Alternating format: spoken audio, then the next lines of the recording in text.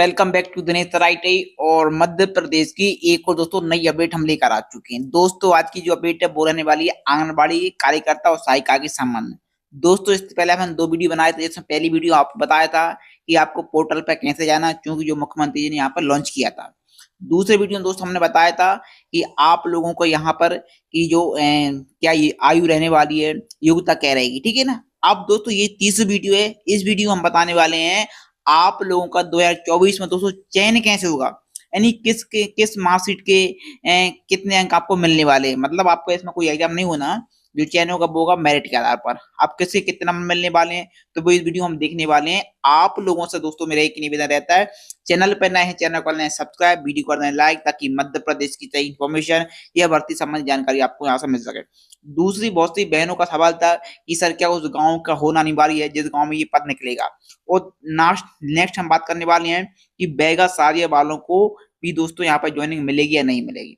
तो चलिए अपन देख लेते हैं नोटिफिकेशन में, क्योंकि नोटिफिकेशन है हमने मध्य प्रदेश शासन महिला एवं बाल विकास पोर्टल से यहाँ पर किया डाउनलोड। तो चलिए हम देख लेते हैं। तो ये रहा नोटिफिकेशन, तो हम एक एक करके पढ़ लेते हैं यहाँ पर क्या क्या इन्फॉर्मेशन है वाली है। देखिए यहाँ पर आओगे तो यहाँ पे लिखा हुआ है आंगनबाड़ी कार्यकर्ता एवं सहायिकाओं की चयन व नियुक्ति संबंधी संशोधित निर्देश, ठीक है ना, क्योंकि यहाँ पर हुए 2024 के।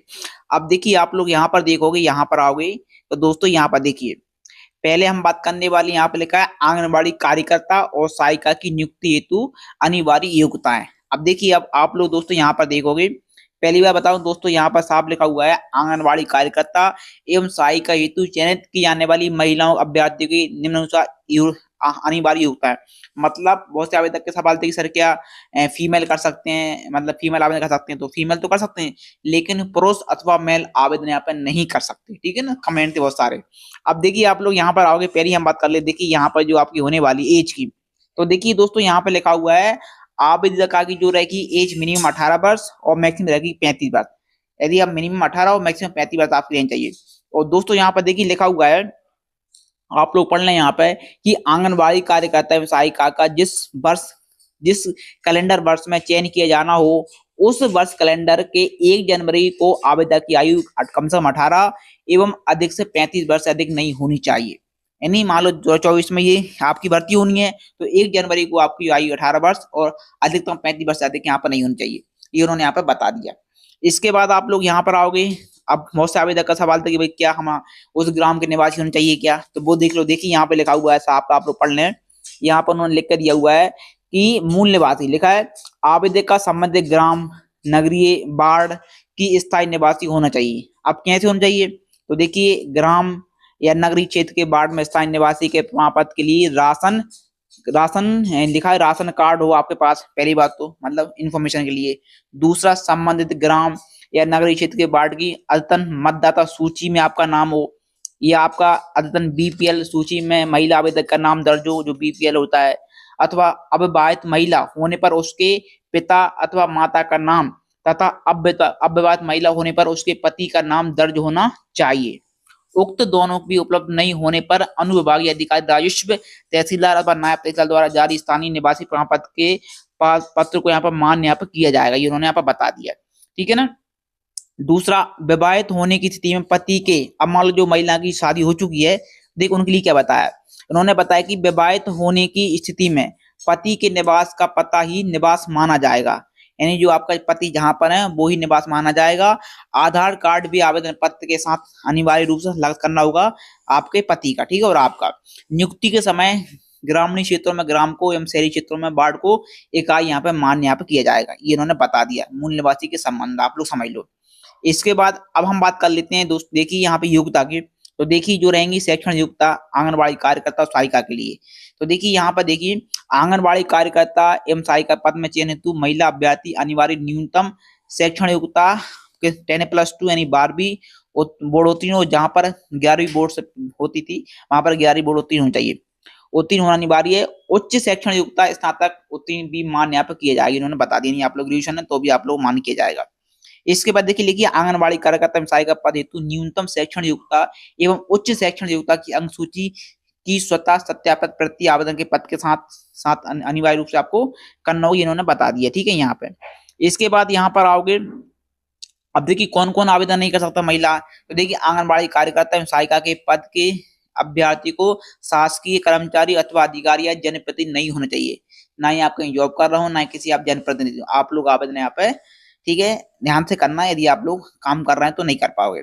स्वयं सरकारी कर्मचारी या अधिकारी नहीं होने चाहिए। पंचायती राज संस्थाओं, नगरीय निकायों के निर्वाचित अथवा मनोनीत सदस्य नहीं होने चाहिए, ये इन्होंने बता दिया। ठीक है, तो आप लोग ध्यान रख लें ये आवेदन यहाँ पर नहीं कर सकते। ठीक है, इसके बाद यहाँ पर आओगे तो यदि आप लोग पहले से हैं मान लो नगरीय निकाय में जनप्रतिनिधि, तो आप लोग को वहां पे मतलब उनका त्याग पत्र देना पड़ेगा, तब आप लोग कर सकते हैं यहाँ पर। ठीक है, इन्होंने यहाँ पर बता दिया। इसके बाद देखिए यहाँ पर आओगे आप लोग और बाकी आप लोग निर्देश पढ़ लेना, ये हम डाल देंगे आपको टेलीग्राम चैनल पर हमारे। ठीक है, अब आ जाओ चयन, मेन चयन की प्रक्रिया क्या रहने वाली। देखिए दोस्तों यहाँ पर देखोगे चयन आंगनबाड़ी कार्यकर्ता के लिए जो आपका चयन यहाँ पर किस तरह यहाँ पर किया जाना। ठीक है ना, अब देखिए लिखा है चयन समिति द्वारा आंगनबाड़ी केंद्रवार ये योग्यता सूची मेरिट लिस्ट तैयार की जाएगी।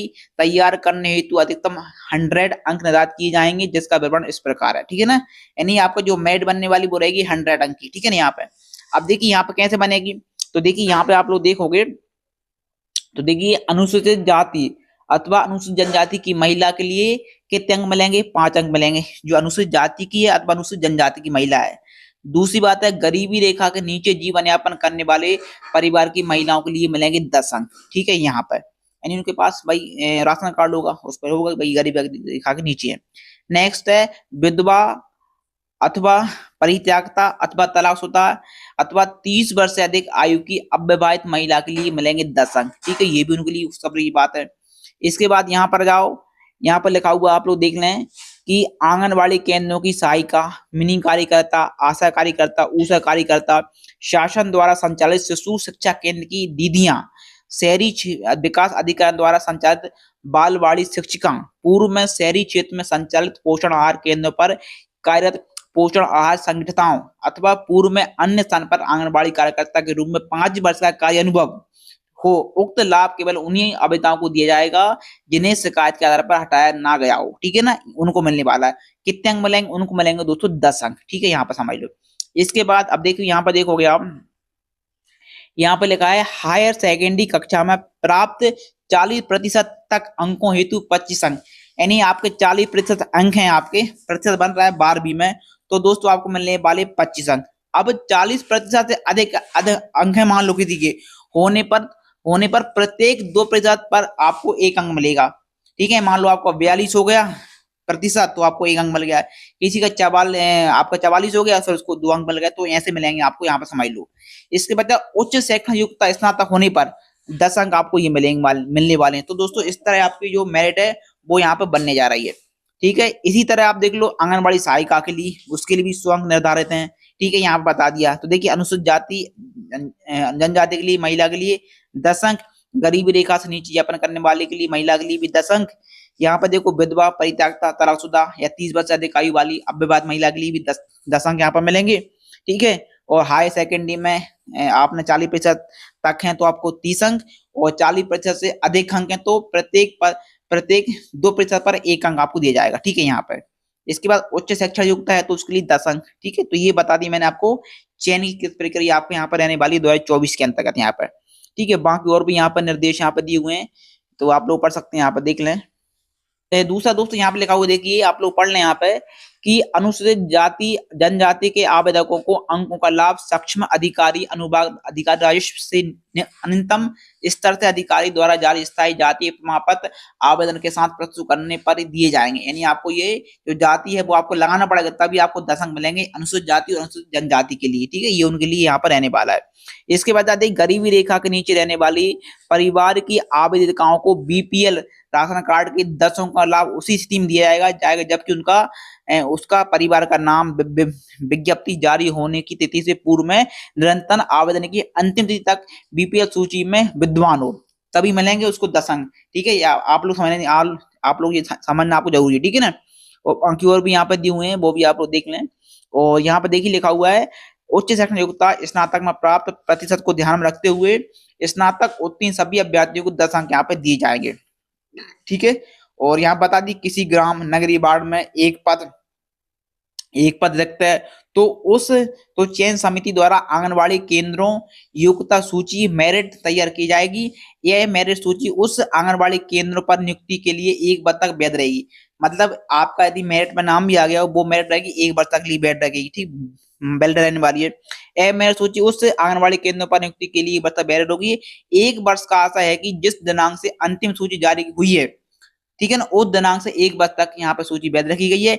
यदि इस अवधि में यदि आंगनबाड़ी कार्यकर्ता एवं सहायिका का पद रिक्त होता है, किसी कारण कोई छोड़ता है, तो उस मेरिट सूची में से ही मेरिट क्रम में पात्र रखने वाले उम्मीदवारों को यहाँ पे नियुक्त किया जाएगा। तो ये भी बहुत बड़ी खुशखबरी बात, मतलब जो मेरिट आवेदक आ जाते हैं वो मान लो कोई छोड़ देता है, कोई महिला छोड़ देती है, तो उसी लिस्ट में से उठाया जाएगा, महिला को यहाँ पे ज्वाइनिंग यहाँ पे दी जाएगी। ये बहुत बड़ी खुशखबरी की बात आपके लिए यहाँ पर रहने वाली है। इसके बाद यहाँ पर देखिए लिखा है, यदि किसी ग्राम नाबार्ड में जहां तक अधिक आंगनबाड़ी केंद्र हैं, वहां पर एक से अधिक पद रिक्त होते हैं, तो सभी रिक्त पद केंद्रों में एक ही मेरिट सूची बनाकर रिक्त केंद्रों में नियुक्ति की कार्रवाई यहाँ पे की जाएगी। ठीक है, तो ये तो आप लोग समझ लो यहाँ पे। और मान लो देखिए ये भी लिखा हुआ है, मान लो 2 या 2 से अधिक आवेदक अंक समान देते हैं मान लो, तो अधिक आयु वाली जिस महिला की आयु अधिक होगी उसको दोस्तों यहाँ पर मिलने वाली है प्राथमिकता। नेक्स्ट है हाई सेकेंडरी प्राप्त प्रतिशत अंक, वास्तविक अंक दशमलव के बाद 2 अंकों का गणना। मतलब यदि कोई की पॉइंटमेंट परसेंटेज है 12वीं मान लो किसी का 70.2 है, तो दोस्तों उस पॉइंट को भी दोस्तों यहाँ पे काउंट यहाँ पे किया जाएगा। आप लोग यहाँ पर समझ लो, ठीक है। और बाकी कुछ भी और भी निर्देश यहाँ पर दिए हुए हैं, बहुत सारे निर्देश हैं, आप लोग पढ़ लें। और देखिए दूसरी बात है कौन के लिए, बैगा भारिया सारिया वालों के लिए। देखिए दोस्तों साफ लिखा हुआ उनके लिए कि बैगा सारिया भारिया जनजाति वर्ग की महिलाओं द्वारा यदि किसी केंद्र पर नियुक्ति आवेदन किया जाता है, उनके द्वारा आवेदन किया जाता है किसी भी केंद्र पर, मतलब किसी केंद्र जो बताएंगे, और आवेदिता नियुक्ति संबंधी समस्त आर्ता पूर्ण करती हैं, तो अन्य किसी आवेदकों के आवेदनों पर विचार न करते हुए विशेष जनजाति वर्ग के आवेदक को सीधे नियुक्ति आदेश दिया जाएगा। यदि एक केंद्र पर विशेष जनजाति वर्ग की 1 से अधिक आवेदकों द्वारा आवेदन किया जाता है और वे सभी नियुक्ति संबंधी पात्र रखती हैं, तो उनकी आपस में पारस्परिक मेरिट सूची तैयार कर मेरिट में प्रथम स्थान रखने वाले आवेदक को नियुक्ति प्रदान की जाएगी। इस आवेदक का स्थायी निवासी होना चाहिए, मतलब जो आवेदक मान ली कोई करती है बैगा सारी बारी है, तो वो उस ग्राम की होना चाहिए, ये इन्होंने यहाँ पर बता दिया। और यहाँ पर देखोगे तो वहां की इन्होंने बता दिए भाई क्या क्या रहने वाला, पूरे परिशिष्ट यहाँ पर दिया हुआ है। तो दोस्तों आप लोग चाहो तो आप पोर्टल से ये कर सकते हो डाउनलोड, आपको ये पूरा मिल जाएगा वहां पर जाकर कि क्या क्या यहाँ पे आपका ये पूरा यहाँ पर रहने वाला है। चयन समिति देख लो, चयन समिति लिखा हुआ है कि खंड स्तरीय चयन समिति के सक्षम परियोजना अधिकारी द्वारा ऑफलाइन ऑनलाइन प्राप्त आवेदनों का परीक्षण कर पात्र अपात्र आवेदकों की जानकारी प्रस्तुत की जाएगी। समिति की समक्ष परियोजना अधिकारी द्वारा प्रस्तुत पात्र आवेदकों की चयन सूची का अनुमोदन समिति द्वारा ऑफलाइन ऑनलाइन प्राप्त आवेदनों के आधार पर यथोचित परीक्षण उपरांत दिया जाएगा। चयन सूची अनुमोदन उपरांत परियोजना के अधिकारी द्वारा एक दिवस में ऑफलाइन मेरिट सूची अंतिम सूची यहाँ पर जारी की जाएगी, जो आपकी ऑफलाइन हो चुका है यहाँ पर, ठीक है ना। और यहाँ बता दी परियोजना अधिकारी द्वारा आवेदन प्राप्ति के अंतिम दिनांक से 15 दिवस के अंदर आयोजित खंड स्तरीय चयन समिति की बैठक में आयोजित नहीं होने की स्थिति में आगामी 3 दिवस के अंदर ऑफलाइन ऑनलाइन आवेदकों की मेरिट सूची के आधार पर जिस कार्यक्रम अधिकारी के मध्य जिला कलेक्टर से अनुमोदन प्राप्त की जाकर अंतिम सूची यहाँ पर तैयार यहाँ पर की जाएगी, ठीक है। तो ये तो यहाँ बता दिया। तो ये आपके जो समिति बनेगी जिसमें अनुविभागीय अधिकारी आपके रहने वाले हैं, अध्यक्ष रहेंगे, बाल विकास परियोजना अधिकारी सदस्य रहेंगे, ग्रामीण आदिवासी परियोजना के अधिकारी ये रहेंगे सदस्य, ग्रामीण आदिवासी परियोजना के लिए जनपद पंचायत स्वास्थ्य सदस्य रहेंगे। तो यहाँ पर सभी को यहाँ पर दोस्तों सदस्य यहाँ पर बनाया जाएगा और उस आधार पर दोस्तों यहाँ पर ये आपका रहने वाला है, ठीक है। तो ये आप लोग यहाँ पर देख लें, पूरा यहाँ पर लिखा हुआ है। और दावा आपत्तियों के लिए दोस्तों आपको मिलने वाला है, मतलब यहाँ पर लिखा हुआ है अंतिम सूची के आधार पर नियुक्ति प्रक्रिया बाबत ऑफलाइन ऑनलाइन दर्ज दावा आपत्तियों के संबंध में परियोजना अधिकारी द्वारा आपत्ति प्राप्ति की नियत दिनांक से पश्चात आगामी 5 दिवस में प्रस्तुत दस्तावेजों का परीक्षण कर प्रकरण जिला कार्यक्रम अधिकारी के समक्ष प्रस्तुत यहाँ पर किया जाएगा, ठीक है। ये इन्होंने बता दिया। तो ये दावा आपत्ति वो भी ये देखेंगे जो अध्यक्ष हैं बने हुए हैं यहाँ पर, ठीक है। ये पूरा यहाँ पर रहने वाला पूरा। तो दोस्तों आज की इन्फॉर्मेशन थी, आप लोगों को अच्छा लगा होगा वीडियो अच्छा लगा तो वीडियो को लाइक करें, शेयर करें, चैनल पर नए चैनल को सब्सक्राइब, ताकि मध्य प्रदेश की इन्फॉर्मेशन ये भर्ती संबंधी जानकारी आपको यहाँ से मिल सके। ये जो नोटिफिकेशन दोस्तों, ये नोटिफिकेशन है 14/3/2024 को यहाँ पर जारी किया गया था, संशोधित नोटिफिकेशन जो कि अभी यहाँ पे इसकी भर्ती प्रारंभ हो चुकी है। ओके दोस्तों, थैंक्स।